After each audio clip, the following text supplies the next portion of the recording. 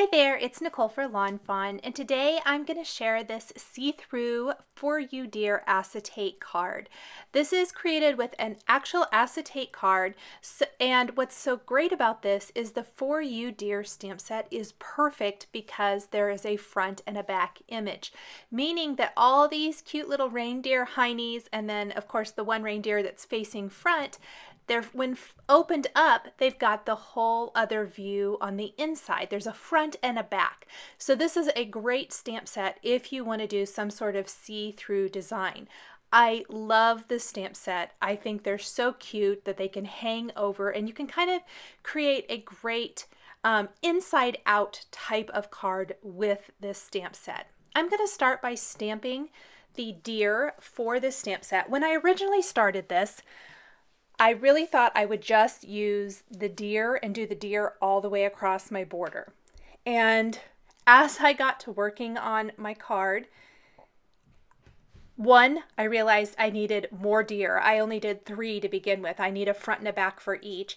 And 2, I thought it would be fun to mix in my little polar bear into the mix, just because they are so stinking cute. You could definitely do all bears if you wanted to. I think it would even be cute maybe to do all bears and not do a holiday type card like I did here. This is obviously a holiday card, but you could do the little bears and maybe stamp the little hearts on their behinds and color them in rainbow color. There's just lots and lots of things you could do here.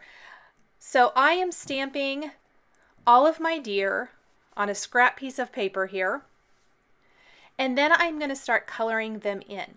Really pretty simple coloring here. I'm not using a ton of markers. The colors I did use for the deer are all shown across the bottom of the screen. The lighter part of the face is E50 and 53 with a little R00 for the cheek. I only colored the one cheek on the deer. The other one is really, he's kind of almost turned slightly to the side, so you're not going to get that effect really. And then for the body of the deer, I thought I would try E53, and that was not the right color. So I went ahead and went in with E55 as my base for the rest of the deer. And then I will pull in E57 and just a tiny bit of E59 to darken up some of those areas on the deer. I'm only going to show the coloring really of one frontal version of the deer and a back version of the deer. All of the deer are colored exactly the same, so I didn't really see the need to keep all of that in the video since it's just repetition. The insides of the ears are a little R00, and the antlers are the same colors as the lighter parts on the cheeks with E50 and E53. Before I color in the back sides, I grabbed a little heart, and this is from, I believe it is, let me double check here, the Here We Go a Waddling stamp set. And I just like the shape of this heart in this stamp set. There are little open hearts in tons of Lawn Fawn stamp sets. So if you're looking for one, just flip through all of your stamp sets. You will probably find one. Maybe even a solid one. You could go ahead and color these completely, stamp a little solid heart and emboss it with red embossing powder or gold embossing powder or white, whatever you have. That is another option for the little heart. You could also leave it off altogether. I don't know what it is, but I think it's kind of funny to have the little hearts on their behinds. So I usually add one because there's enough space and I think they're kind of cute. The darkest color here is E59, which I will color in the hooves. And then just blend in a little bit of that darker color in certain areas to darken up some of the shadows and things. Now, for the rest of the card, to put it all together, I'm going to kind of skip around. We'll come back to the polar bears as I get to that point and realize I need another little critter. But I have 2 strips that are 1 3/4 inches by 5.5 inches. And one is going to be for the front of the card and one for the inside. With an acetate card, if you don't want your adhesive to show, you have to back it with another piece of cardstock. So on one of these, I'm stamping the Happy Holidays greeting from the Toboggan Together stamp set, and I've stamped that with the Lawn Fawn Chili Pepper ink. Above that, I'm going to take a greeting from the For You Dear stamp set that reads dropping by to say, and I will stamp that with some VersaFine black ink. So my greeting reads dropping by to say happy holidays. I really wanted to use one of the greetings from the For You Dear stamp set, and I love combining different fonts like this. Lots of new and old products from Lawn Fawn in this card. Now, because I did not use a stitched die to die cut this panel, but I still wanted it to have a stitching line, there is a fantastic collection of dies that is a basic and something you may not think to use that often, but I absolutely love it. It's the stitched borders. So you can add a stitching line or a dotted line or a cross stitch line, all kinds of different borders to any strip of cardstock. You can even create some great stitched backgrounds if you want to. But I find it great when I'm creating a card like this because there's going to be a panel on the inside of the card that has the stitch design, and I want it to coordinate. So both the front and the back have that stitched border along the top. From the outside in stitched rectangles, I die cut 2 rectangles from this. Again, one for the inside of the card and one for the very back of the card to hide the adhesive.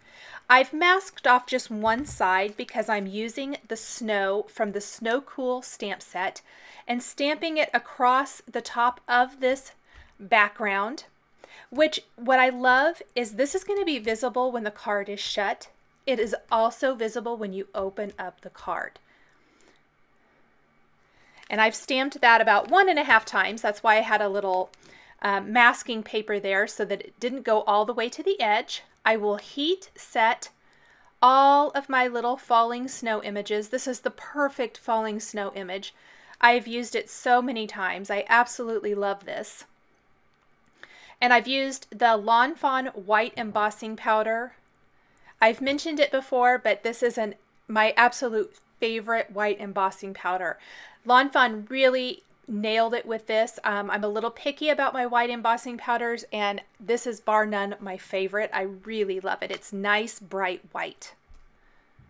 I like to take my heat tool and hit the back of the panel to kind of help with warping. It'll help even it out and flatten it just a little bit. Now I'm going to go ahead and mask the top edge from the stitching line out and both sides. I'm not going to go ahead and mask the bottom because I'm not going to bring the ink all the way down to the bottom of the card. This is a couple reasons. I want it to gradually fade to lighter, and I want to leave enough white space so that I can handwrite a greeting to the recipient of this card, and it'll be a lot easier to write over white cardstock or very lightly inked cardstock rather than the dark blue. It would still be visible, yes, but I just went ahead and left it. I am inking over this for Embossed Resist with Salty Ocean Distress Oxide ink.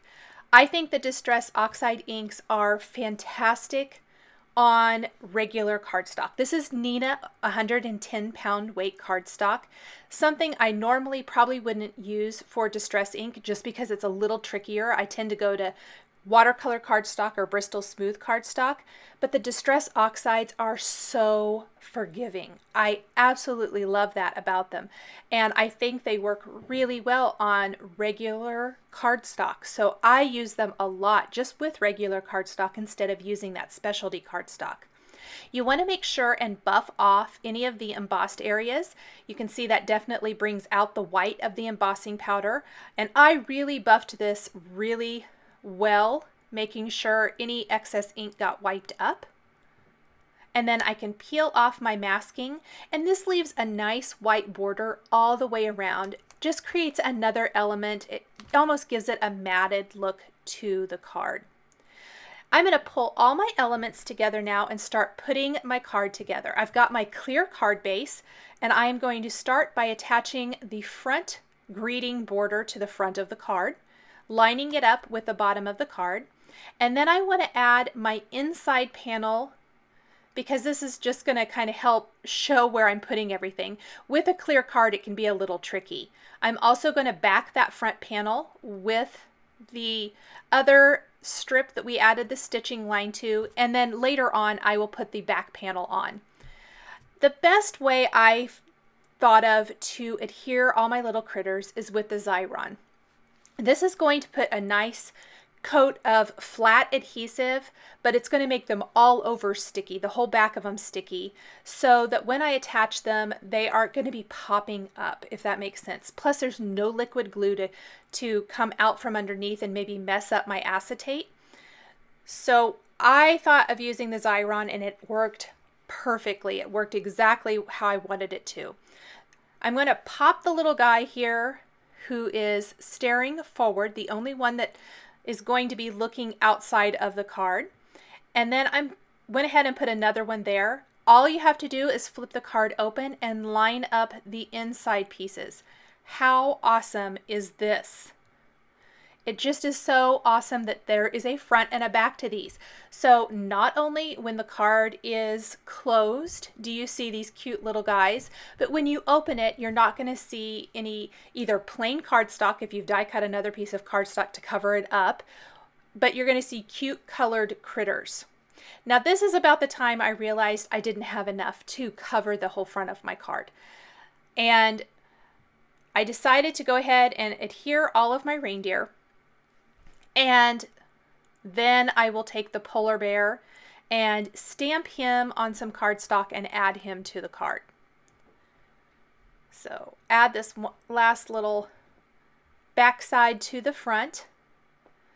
And I knew I wanted to add a red nose to one of the deer and decided to add it to the one facing forward. So I'm taking Autumn Red Nouveau Crystal Drops and adding just a nice little drop to the tip of his nose.